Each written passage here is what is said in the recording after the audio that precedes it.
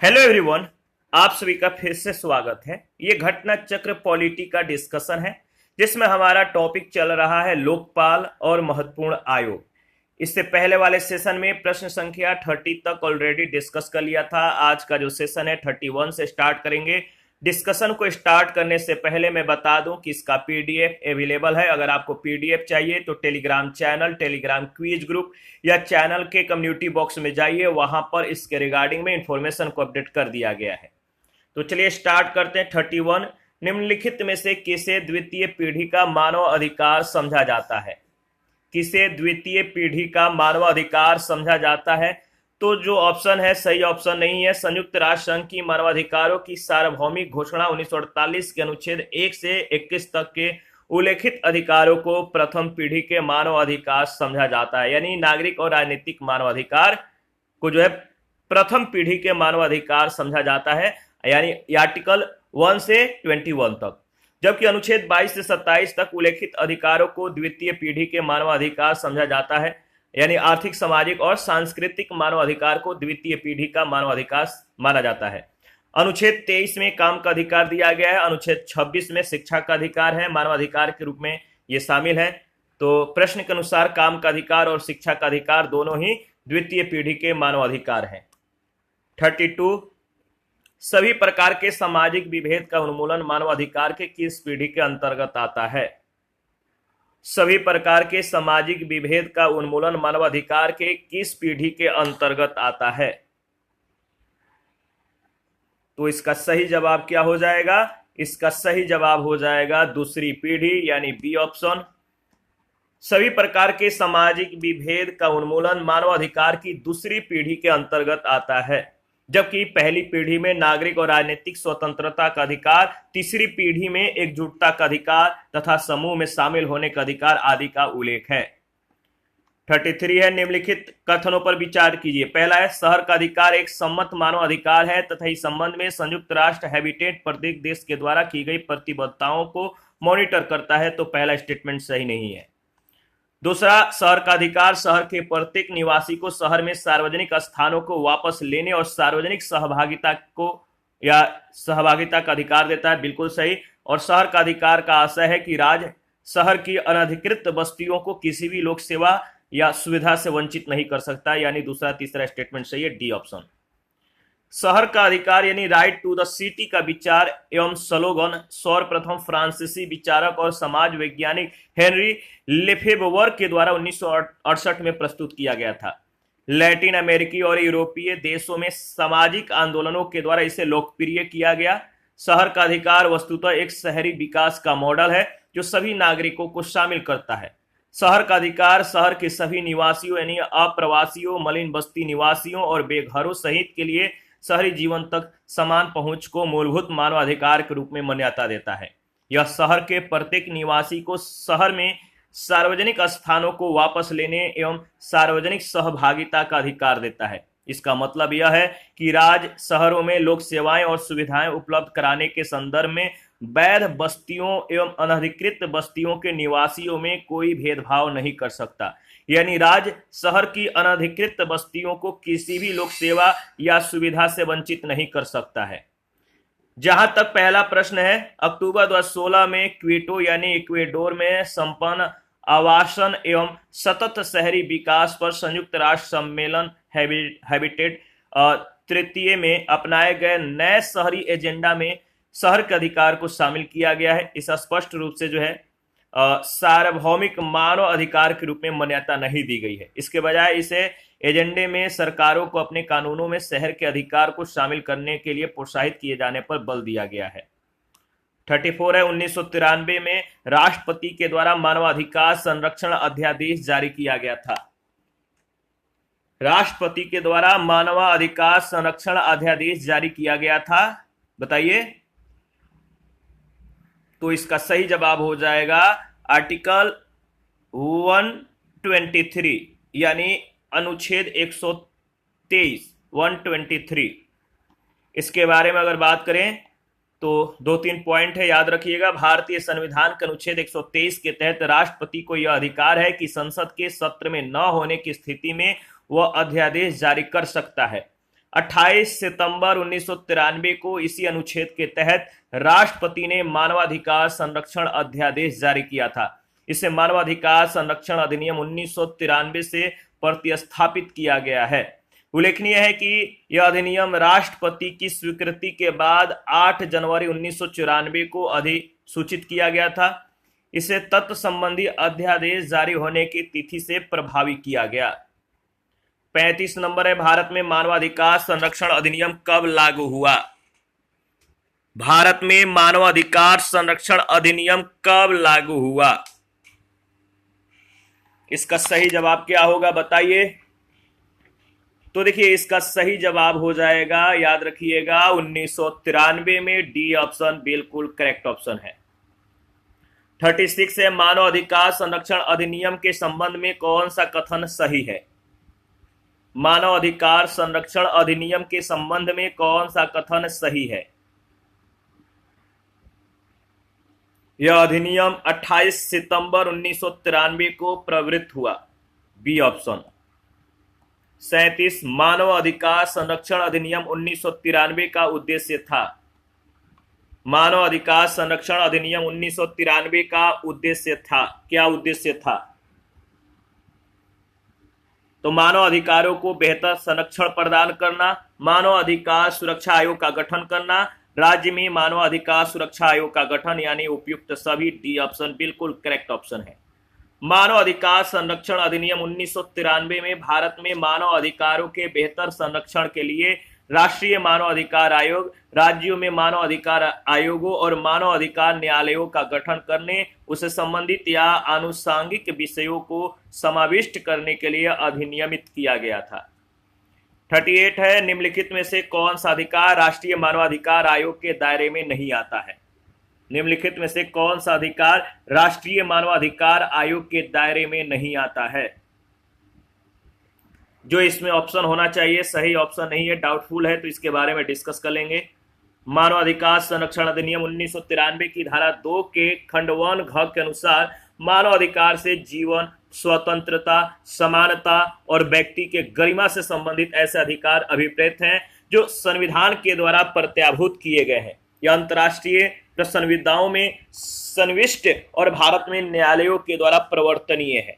याद रखिएगा, शिक्षा से संबंधित अधिकार 86वें संविधान संशोधन अधिनियम 2002 के द्वारा भारतीय संविधान में अनुच्छेद 21A के अंतर्गत मूल अधिकारों में अंतःस्थापित किया गया और साथ ही मानव अधिकारों की सार्वभौमिक घोषणा के अनुच्छेद 26 के तहत शिक्षा का अधिकार मानव अधिकारों में शामिल है। चारों विकल्पों के अधिकार राष्ट्रीय मानवाधिकार आयोग के दायरे में आते हैं। यही कारण है कि मध्य प्रदेश लोक सेवा आयोग ने अपनी अंतिम उत्तर कुंजी में इस प्रश्न को मूल्यांकन से बाहर कर दिया है। 39 है, मानव अधिकार संरक्षण अधिनियम 1993 की किस धारा में लोक सेवा की परिभाषा दी गई है?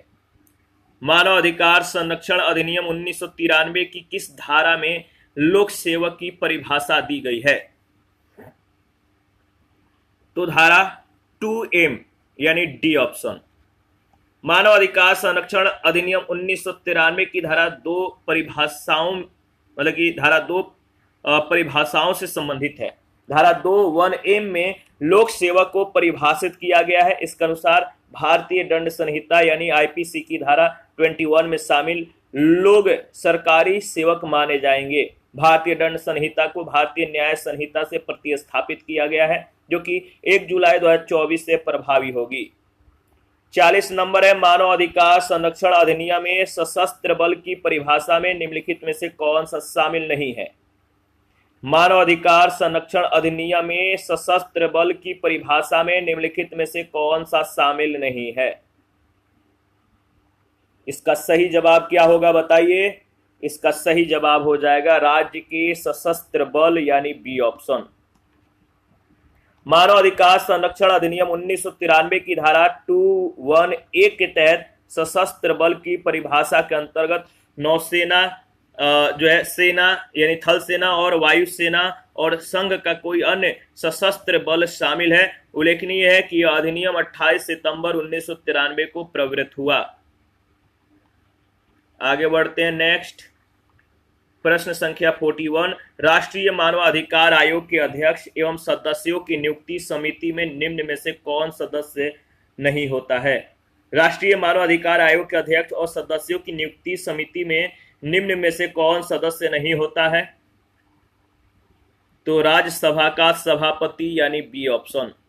देखिए, राष्ट्रीय मानवाधिकार आयोग के अध्यक्ष और सदस्यों की नियुक्ति के लिए प्रधानमंत्री की अध्यक्षता में एक समिति गठित की जाती है जिसके सदस्य निम्नलिखित हैं। प्रधानमंत्री होते हैं, गृह मंत्री, लोकसभा में विपक्ष के नेता, राज्यसभा में विपक्ष के नेता, लोकसभा का अध्यक्ष, राज्यसभा के उपसभापति।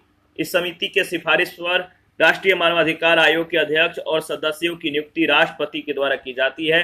राष्ट्रीय मानवाधिकार आयोग का गठन 12 अक्टूबर 1993 को किया गया था।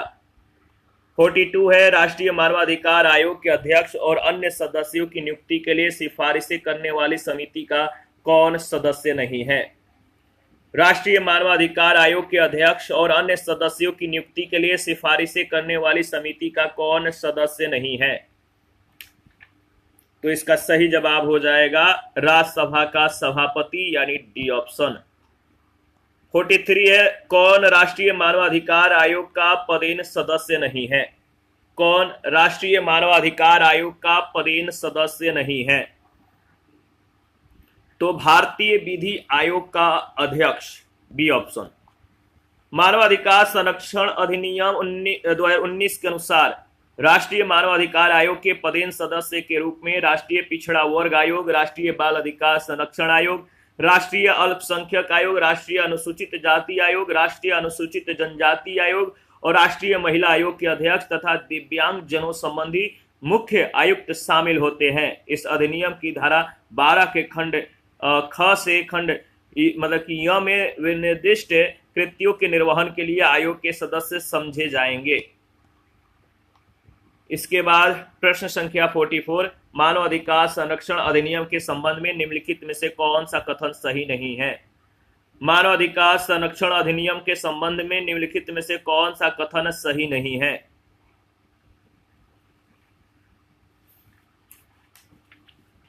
तो देखिए, इसका सही जवाब जो ऑप्शन में होना चाहिए नहीं है, यानी ये जो ऑप्शन है डाउटफुल है। इसके बारे में डिस्कस करेंगे।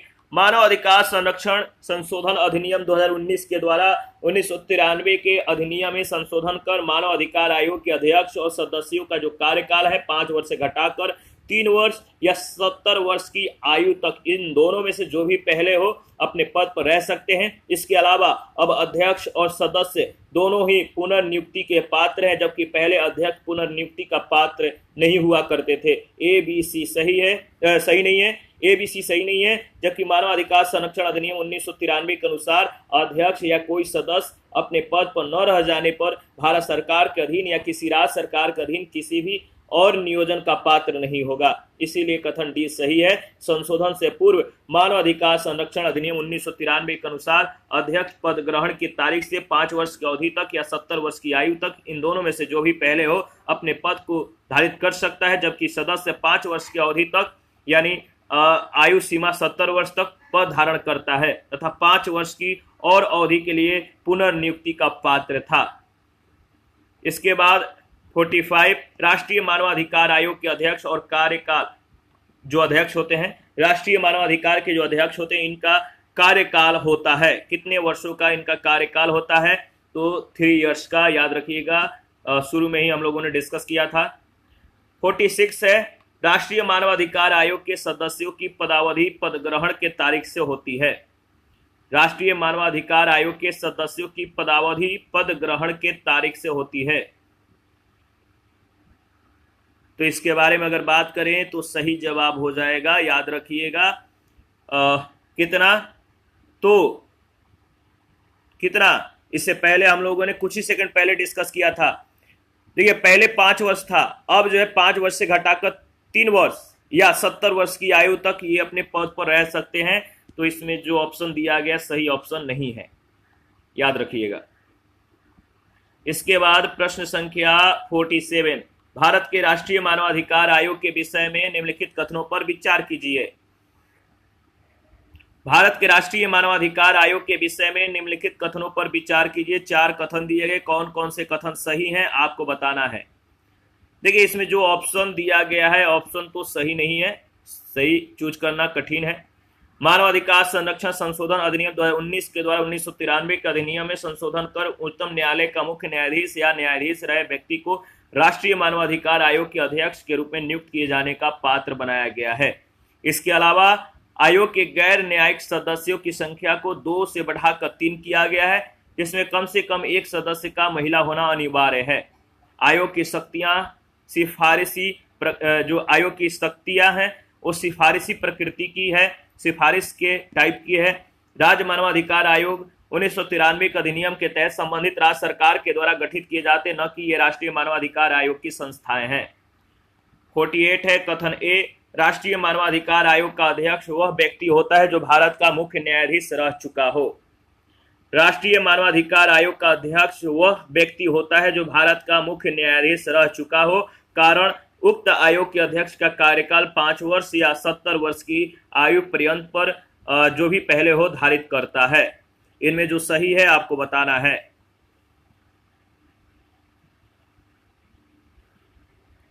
देखिए इसमें जो सही है वो है आपका डी ऑप्शन। आप लोग बहुत कम कमेंट करते हैं, कमेंट किया करिए, आप लोग एक्टिव नहीं रहते हैं, प्लीज एक्टिव रहा करिए और प्रत्येक सेशन को रिवीजन करते रहिए। मानवाधिकार संरक्षण, देखिए इन दोनों में से कोई भी कथन सही नहीं था, तो इसके बारे में डिस्कस कर लेते हैं। मानवाधिकार संरक्षण संशोधन अधिनियम 2019 के द्वारा 1993 के अधिनियम में हुए संशोधन के अनुसार राष्ट्रीय मानवाधिकार आयोग का अध्यक्ष ऐसा व्यक्ति हो सकता है जो सर्वोच्च न्यायालय का मुख्य न्यायाधीश या न्यायाधीश रहा हो। आयोग के अध्यक्ष का कार्यकाल भी 5 वर्ष से घटाकर 3 वर्ष या 70 वर्ष की आयु तक इन दोनों में से जो भी पहले हो कर दिया गया है, पद पे बने रह सकते हैं, तो याद रखिएगा। इसके बाद प्रश्न संख्या 49, राष्ट्रीय मानवाधिकार आयोग अधिनियम 1993 के अनुसार निम्नलिखित में से कौन सा एक इस आयोग का अध्यक्ष बन सकता है। राष्ट्रीय मानवाधिकार आयोग अधिनियम 1993 के अनुसार निम्नलिखित में से कौन सा एक इस आयोग का अध्यक्ष बन सकता है। तो इसमें जो ऑप्शन दिया गया है सही ऑप्शन है। ऊपर वाले जो प्रश्न थे सेम प्रश्न है, तो डिस्कस भी हम लोगों ने इससे पहले वाले प्रश्न के संदर्भ में किया था, तो एक बार देख लीजिएगा, कमेंट में बताइएगा सही ऑप्शन क्या है। 50 नंबर है, निम्नलिखित में से कौन भारत के मानवाधिकार आयोग के प्रथम अध्यक्ष थे। भारत के मानवाधिकार आयोग के प्रथम अध्यक्ष कौन थे।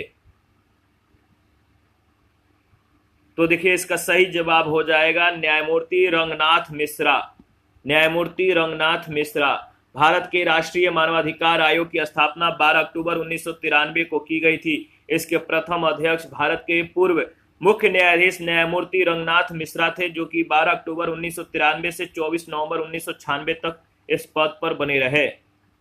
51 है, भारत में राष्ट्रीय मानवाधिकार आयोग का वर्तमान अध्यक्ष कौन है। भारत में राष्ट्रीय मानवाधिकार आयोग का वर्तमान अध्यक्ष कौन है। तो भारत में राष्ट्रीय मानवाधिकार आयोग के वर्तमान अध्यक्ष सर्वोच्च न्यायालय के पूर्व न्यायाधीश न्यायमूर्ति अरुण कुमार मिश्रा। कौन? अरुण कुमार मिश्रा हैं 2 जून 2021 से। उनसे पूर्व न्यायमूर्ति HL दत्तू इस पद पर जो है मतलब कि रहे थे। 52 है, निम्नलिखित में से कौन राजस्थान राज्य मानवाधिकार आयोग के अध्यक्ष पद पर नियुक्ति के लिए अधिकृत है। निम्नलिखित में से कौन राजस्थान राज्य मानवाधिकार आयोग के अध्यक्ष पद पर नियुक्ति के लिए अधिकृत है। तो याद रखिएगा उच्च न्यायालय का मुख्य न्यायाधीश, बी ऑप्शन बिल्कुल सही जवाब। इसके बारे में 2-3 पॉइंट है, डिस्कस कर लेते हैं। देखिए अगर बात करें तो मानवाधिकार संरक्षण संशोधन अधिनियम 2019 के द्वारा यथा संशोधित मानवाधिकार संरक्षण अधिनियम 1993 के प्रावधानों के अनुसार राज्य के उच्च न्यायालय के मुख्य न्यायाधीश या उच्च न्यायालय के न्यायाधीश रहे कोई व्यक्ति ही राज्य मानवाधिकार आयोग के अध्यक्ष के रूप में नियुक्त किए जा सकने के लिए पात्र हैं। राज्य मानवाधिकार आयोग के अध्यक्ष और सदस्यों की नियुक्ति से संबंधित राज्य के राज्यपाल के द्वारा की जाती है। 53 है, राज्य मानवाधिकार आयोग के अध्यक्ष और सदस्यों की नियुक्ति निम्न में से किसके द्वारा की जाती है। राज्य मानवाधिकार आयोग के अध्यक्ष और सदस्यों की नियुक्ति निम्न में से किसके द्वारा की जाती है। तो याद रखिएगा सही जवाब है राज्यपाल के द्वारा, यानी बी ऑप्शन बिल्कुल करेक्ट ऑप्शन है। मानवाधिकार संरक्षण अधिनियम 1993 की धारा 22 के तहत राज्य मानवाधिकार आयोग के अध्यक्ष और सदस्यों की नियुक्ति राज्यपाल के द्वारा की जाती है। राज्यपाल के द्वारा यह नियुक्तियां एक समिति के सिफारिशों के आधार पर की जाती है, जिसमें मुख्यमंत्री अध्यक्ष होते हैं तथा सदस्यों के रूप में विधानसभा अध्यक्ष, राज्य गृह मंत्री और विधानसभा में विपक्ष का नेता शामिल होते हैं। परंतु जहां किसी राज्य में विधान परिषद है, वहां उस परिषद का सभापति और उस परिषद में विपक्ष का नेता भी समिति के सदस्य होते हैं। 54 है, राज्य मानवाधिकार आयोग के अध्यक्ष और सदस्यों की नियुक्ति की जाती है। राज्य मानवाधिकार आयोग के अध्यक्ष और सदस्यों की नियुक्ति की जाती है किसके द्वारा? तो इसका सही जवाब हो जाएगा राज्यपाल के द्वारा, यानी ऑप्शन ए, याद रखिएगा। 55 है, राज्य मानवाधिकार आयोग के सदस्यों की नियुक्ति के लिए गठित समिति की अध्यक्षता कौन करता है? राज्य मानवाधिकार आयोग के सदस्यों की नियुक्ति के लिए गठित समिति की अध्यक्षता कौन करता है? तो मुख्यमंत्री, यानी बी ऑप्शन। 56, राज्य मानवाधिकार आयोग के अध्यक्ष और सदस्यों की नियुक्ति के नामों की सिफारिश करने वाली समिति में कौन शामिल नहीं है? राज्य मानवाधिकार आयोग के अध्यक्ष और सदस्यों की नियुक्ति में नामों की सिफारिश करने वाली समिति में कौन शामिल नहीं है? जो शामिल नहीं है, याद रखिएगा, सही जवाब हो जाएगा राज्यपाल, यानी डी ऑप्शन। 57 है, राज्य मानवाधिकार आयोग के अध्यक्ष और सदस्यों की नियुक्ति के नामों की सिफारिश करने वाली समिति में कौन शामिल है? राज्य मानवाधिकार आयोग के अध्यक्ष और सदस्यों की नियुक्ति के नामों की सिफारिश करने वाली समिति में कौन शामिल है? तो इसका सही जवाब हो जाएगा विधानसभा अध्यक्ष और नेता प्रतिपक्ष, यानी ए और सी दोनों सही है।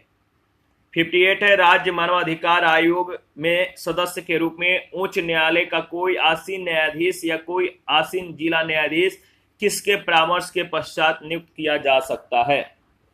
राज्य मानवाधिकार आयोग में सदस्यों के रूप में उच्च न्यायालय का कोई आसीन न्यायाधीश या कोई आसीन जिला न्यायाधीश किसके परामर्श के पश्चात नियुक्त किया जा सकता है? तो याद रखिएगा, संबंधित राज्य के उच्च न्यायालय के मुख्य न्यायाधीश के परामर्श के बाद इनकी नियुक्ति की जा सकती है। मानवाधिकार संरक्षण अधिनियम 1993 की धारा 22(1) के तृतीय परंतु के अनुसार राज्य मानवाधिकार आयोग में सदस्य के रूप में उच्च न्यायालय का कोई आसीन न्यायाधीश या कोई आसीन जिला न्यायाधीश संबंधित राज्य के उच्च न्यायालय के मुख्य न्यायमूर्ति से परामर्श करने के बाद ही नियुक्ति किया जाएगा या नहीं। 59 है, राज्य आयोग के अध्यक्ष के पद पर हुई रिक्ति की दशा में किसी एक सदस्य को अध्यक्ष के रूप में कार्य करने के लिए प्राधिकृत करने की शक्ति किसे है? राज्य आयोग के अध्यक्ष के पद पर हुई रिक्ति की दशा में किसी एक सदस्य को अध्यक्ष के रूप में कार्य करने के लिए प्राधिकृत करने की शक्ति किसे है? सही जवाब हो जाएगा राज्यपाल, डी ऑप्शन। मानवाधिकार संरक्षण अधिनियम 1993 की धारा 25 के अनुसार राज्य आयोग के अध्यक्ष की मृत्यु, पदत्याग या अन्य कारण से उसके पद में हुई रिक्ति की दशा में राज्यपाल अधिसूचना के द्वारा सदस्यों में से किसी एक सदस्य को अध्यक्ष के रूप में तब तक कार्य करने के लिए प्राधिकृत कर सकेगा जब तक ऐसी रीति को भरने के लिए अध्यक्ष की नियुक्ति मतलब कि नहीं हो जाती। देखिए, इसके बाद अगर बात करें तो नेक्स्ट है 60, राष्ट्रीय मानवाधिकार आयोग के संदर्भ में कथनों का विश्लेषण कीजिए। राष्ट्रीय मानवाधिकार आयोग के संदर्भ में कथनों का विश्लेषण कीजिए। तो इसमें जो सही जवाब है, कौन कौन सा सही जवाब है आपको बताना है। तो देखिए, अगर बात करें तो पहला जो कथन है कि मानवाधिकार आयोग मानवाधिकार के क्षेत्र में कार्यरत संस्थाओं को प्रोत्साहित करता है, ठीक है। और दूसरा है आयोग का काम मानवाधिकार क्षेत्र में अनुसंधान करना भी है। तो दोनों कथन सत्य है और सही व्याख्या भी कर रहा है, तो इसमें सही जवाब सी और डी दोनों हो जाएगा।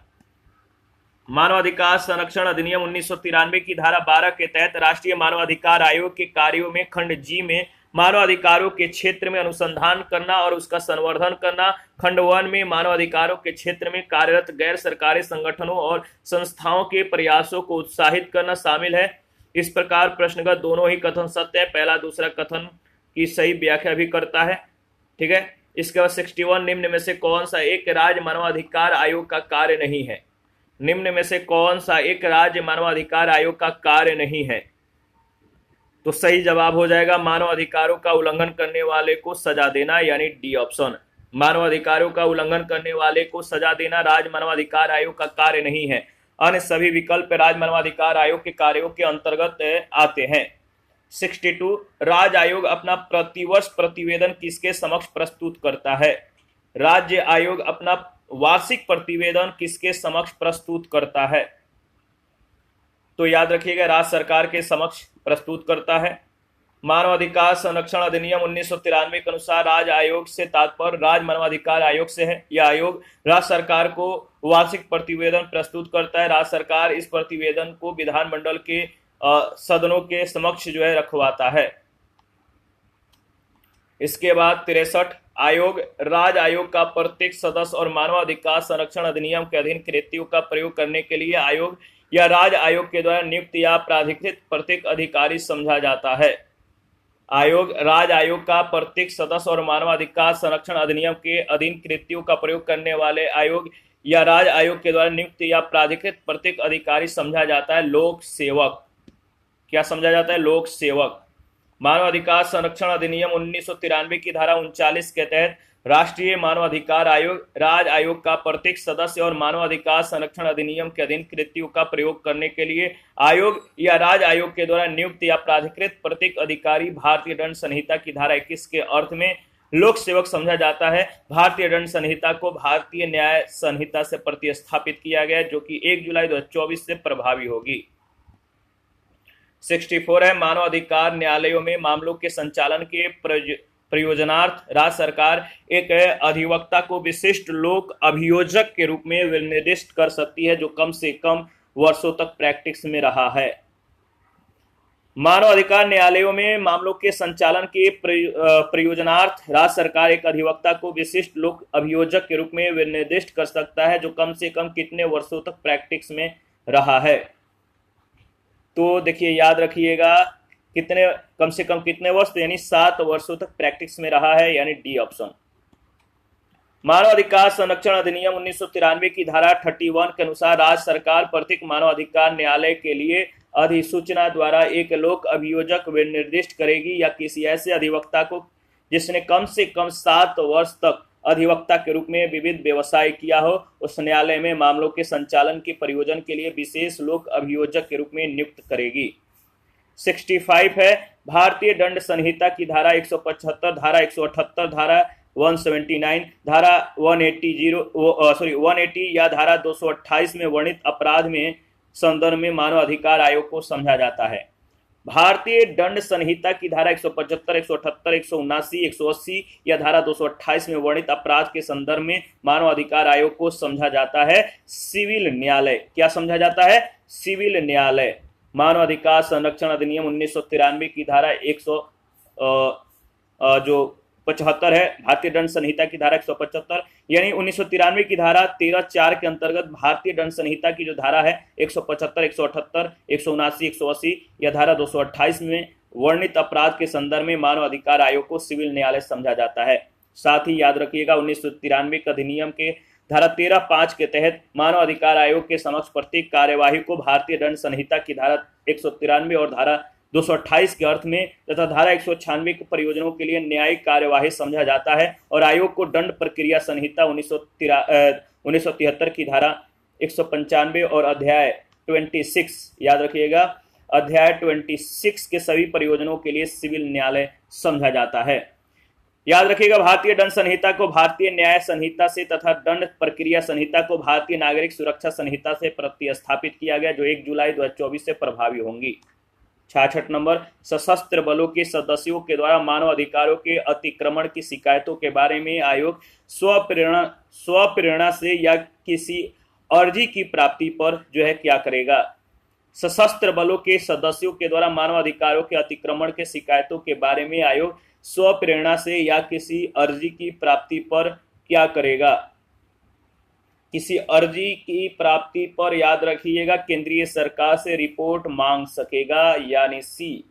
मानव अधिकार संरक्षण अधिनियम 1993 की धारा 19 के अनुसार आयोग सशस्त्र बलों के सदस्यों के द्वारा मानव अधिकारों के अतिक्रमण की शिकायतों के बारे में कार्यवाही करते समय निम्नलिखित प्रक्रिया अपनाएगा। पहला, आयोग स्वप्रेरणा से या किसी अर्जी की प्राप्ति पर केंद्रीय सरकार से रिपोर्ट मांग सकेगा। ख, रिपोर्ट की प्राप्ति के पश्चात आयोग यथास्थिति शिकायत के बारे में कोई कार्यवाही नहीं करेगा या उस सरकार को अपनी सिफारिश कर सकेगा। 67, निम्न में से कौन एक संवैधानिक संस्था नहीं है? निम्नलिखित में से कौन एक संवैधानिक संस्था नहीं है? तो मानवाधिकार आयोग। मानवाधिकार आयोग संविधानेतर संस्था है जिसका गठन मानवाधिकार संरक्षण अधिनियम 1993 के द्वारा किया गया। अन्य तीनों संस्थाएं जो है संविधान में उल्लेखित हैं। राज्य वित्त आयोग अनुच्छेद 243 म, संसद का सचिवालय अनुच्छेद 98, केंद्रीय वित्तीय आयोग अनुच्छेद 280 और 281। 68 है, निम्न में से किस एक की परिस्थिति अन्य तीनों से भिन्न है? किस एक का कंडीशन अन्य तीनों से भिन्न है? तो इसका सही जवाब हो जाएगा राष्ट्रीय मानवाधिकार आयोग, यानी सी ऑप्शन। राष्ट्रीय मानवाधिकार आयोग एक संविधानेतर निकाय है। क्या है? संविधानेतर। जबकि अन्य तीनों, राष्ट्रीय पिछड़ा वर्ग आयोग अनुच्छेद 338 बी, पिछड़े वर्गों की दशाओं के अन्वेषण के लिए आयोग की नियुक्ति अनुच्छेद 340, वित्त आयोग अनुच्छेद 280, निर्वाचन आयोग अनुच्छेद 324 संवैधानिक निकाय है। 69, निम्नलिखित में से कौन सुमेलित नहीं है? कौन सही सुमेलित नहीं है? तो इसमें जो सही सुमेलित नहीं है वह है आपका राष्ट्रीय विकास परिषद का समय यानी स्थापना 1954 दिया गया, जो कि सही नहीं है, 1952 में हुआ था। अंतर्राज्यीय परिषद 1990, बिल्कुल सही। केंद्रीय सत्कर्ता आयोग 1964, राष्ट्रीय मानवाधिकार आयोग 1993। अंतर्राज्यीय परिषद की स्थापना 1990 में, राष्ट्रीय विकास परिषद का 1952, केंद्रीय सत्कर्ता आयोग का 1964, राष्ट्रीय मानवाधिकार आयोग का गठन 1993 में। 70, स्वतंत्र भारत के प्रथम विधि आयोग के अध्यक्ष कौन थे? स्वतंत्र भारत के प्रथम विधि आयोग के अध्यक्ष कौन थे? तो याद रखिएगा, काफी महत्वपूर्ण है। सही जवाब हो जाएगा उपयुक्त में से कोई नहीं या उपयुक्त में से एक से अधिक, यानी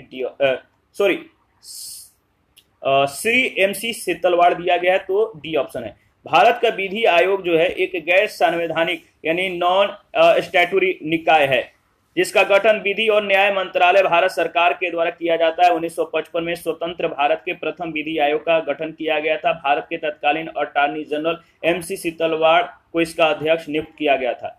नवंबर 2022 में न्यायमूर्ति ऋतुराज अवस्थी को भारत के 22वें विधि आयोग का अध्यक्ष नियुक्त किया गया है।